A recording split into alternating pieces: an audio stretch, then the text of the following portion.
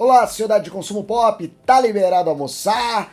E vamos falar um pouquinho de Supergirl, porque eu tô reparando nas redes sociais, nos comentários que eu tô lendo aqui, coisas que eu recebo, e também em outras publicações, que tá começando a rolar uma certa rejeição ao filme Supergirl. Né?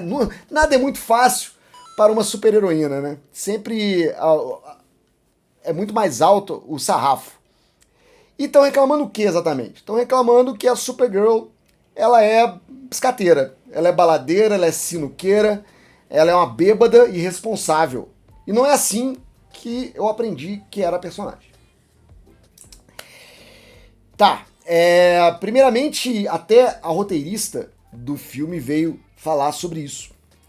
Que ela nunca comprou essa Supergirl comportadinha, essa Supergirl que é uma mera versão feminina do Superman. E ela, ao ler os quadrinhos do Mulher do Amanhã, Woman of Tomorrow, que era o nome de Supergirl, né, antes de mudar só pra Supergirl, era Supergirl Woman of Tomorrow. Aí tiraram por dois motivos. Primeiro que não precisava mais, a Supergirl apareceu em Superman, o Superman foi um sucesso e não precisava mais ter um subtítulo, só Supergirl já venderia o filme. E também porque o Homem do Amanhã, Man of Tomorrow, virou o título da continuação do Superman.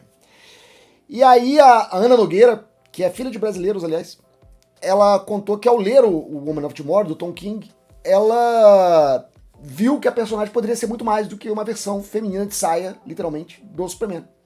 Que ela tinha personalidade, que ela tinha defeitos, que ela tinha questões pessoais a resolver, e que era de longe, era mais uma anti-heroína do que uma heroína. E isso agradou bastante ela. A Ana Nogueira é engraçado porque ela estava escrevendo o roteiro de Supergirl da Sasha Calle, quando ainda era o Walter Hamada. E quando James Gunn chega e que tem todo o reboot do DCEU e o filme Supergirl acaba não rolando, não acho que rolaria de qualquer maneira, devido à baixa bilheteria do Flash, a Ana Nogueira estava escrevendo o roteiro e ficou sem trampo. E aí o James Gunn trouxe ela pro time e deu para ela o novo Supergirl, uma nova Supergirl. Foi aí que ela descobriu o trabalho do Tom King e decidiu fazer essa mudança da personagem, que agora não era mais a Supergirl que apresentaram no Flash, que tinha já um background. Agora era uma personagem completamente nova, que ia ser diretamente inspirada nos quadrinhos. E ela falou que justamente essas características defeituosas da personagem que agradaram. E eu acho, talvez, que alguns fãs aí que estão reclamando, que estão achando ruim o jeito que a Mila Cox será representada como Supergirl, porque estão acostumados com a Supergirl da Melissa Benoist, da série da CW. Provavelmente é uma galera que cresceu com a série da CW, ou mais velha, com o filme dos anos 80 de Supergirl, onde nós temos uma Supergirl, né, equilibrada, vamos dizer assim, equilibrada, muito mais próxima do ideal do Superman, do que significa o simbólico do Superman, o cara legal, o cara do bem, a pessoa que vê sempre o bem nas pessoas, né, que não mente. E ela é o contrário, né, ela é de outra parada. E a Ana Nogueira fala até isso, que é importante, porque passa a fazer parte do filme, que ela viu o Krypton ser destruído. E ela tem essa lembrança, ela tem esse trauma. E aí pode ser que isso aí também tenha bagunçado a cabecinha dela. O Superman não, veio bebê, não tem lembrança de nada. Veio com a mensagem adulterada dos pais dele, onde ele era o máximo, onde ele tinha que ser o bonzinho. Foi criado pelos pais amorosos. A Supergirl, cara, foi criada ali sendo empurrada de cá pra lá. Indo de colônia em colônia de Krypton. Até baixar na Terra e conhecer um primo que ela não cresceu com ele. Ela não foi influenciada pelo Superman. Pelo contrário, ela foi influenciada com as piores pessoas possíveis que ela conviveu na vida, né? Ela vai contracenar com um lobo, cara. Uma pessoa que tem qualquer tipo de relação com o lobo não pode ser uma pessoa limpa, ilibada, sem defeitos. Vai ser uma mulher complicada, vai ser uma mulher tarja preta, vai ser um pedaço de mau caminho. Vai ser feras maluca. Porque vai ser exatamente isso que a gente vai ter. E eu acho do caramba. Eu volto aqui a lembrar sobre o Tocha Humana. Lembra com o Tocha Humana? Que a galera tava reclamando. Pô, o Tocha Humana não vai ser mulherengo. O Tocha Humana não vai ser cafajeste. Essa é uma característica do personagem. Vão transformar ele num cara respeitador, num cara limpinho, vão dar uma limpada na imagem do Tocha Humana e vai ficar sem graça. E você vai lembrar que eu vim aqui no canal concordar com que ele falou isso. O Tocha Humana precisa ter defeitos, precisa ter falhas, porque é isso que faz o personagem grande. Você se identifica com a humanidade dele, com as falhas dele, com as limitações dele. Mesmo que sejam comportamentos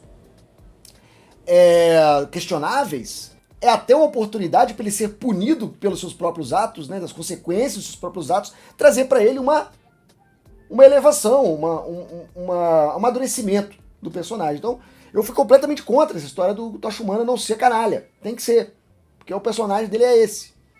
E a jornada do personagem dele tem que ser esse, o amadurecimento dele tem que ser desse ponto A para o ponto B.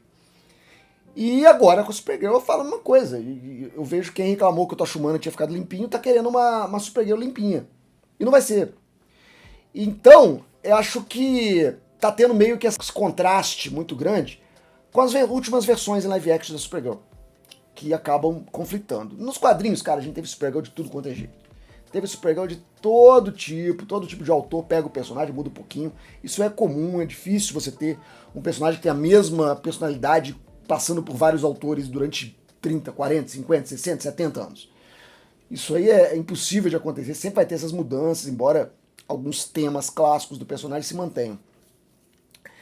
Então eu acho que a gente vai ter uma personagem muito, muito difícil e complicada assim. E a própria autora vem a público dizer que é essa a intenção. É isso que ela vê na personagem. É isso que ela vê de interessante na personagem da Supergirl, da Kara Zor-El. E eu acho, inclusive, que a diferenciar ela do Superman, criar esse conflito, chamar ele de bitch, é o que faz a dinâmica acontecer. Que os dois iguais são chatos, né? E a Supergirl não é uma versão feminina do Superman. Ela tem a própria personalidade, ela tem a própria história, ela tem o próprio núcleo. E ela não pode ser simplesmente uma versão feminina. Simplesmente um bibelô, uma gostosa de mini saia bibelô do Superman. Não tem graça, pelo menos pra mim, né? E eu concordo com a Ana Nogueira. Eu acho que esses elementos de fraqueza é que fazem o personagem ser interessante. Mas eu quero saber de você, escreve aqui. Até mais, até breve, até já. Tchau. E esse foi mais um conteúdo do 4 Coisas. O canal tem pelo menos 3 vídeos todos os dias de segunda a domingo. Se você gostou, aqui vão mais algumas dicas para você assistir. Não esquece de deixar o like, um comentário, se inscrever se você ainda não é inscrito e ativar o sininho para novas notificações. Muito obrigado, até a próxima.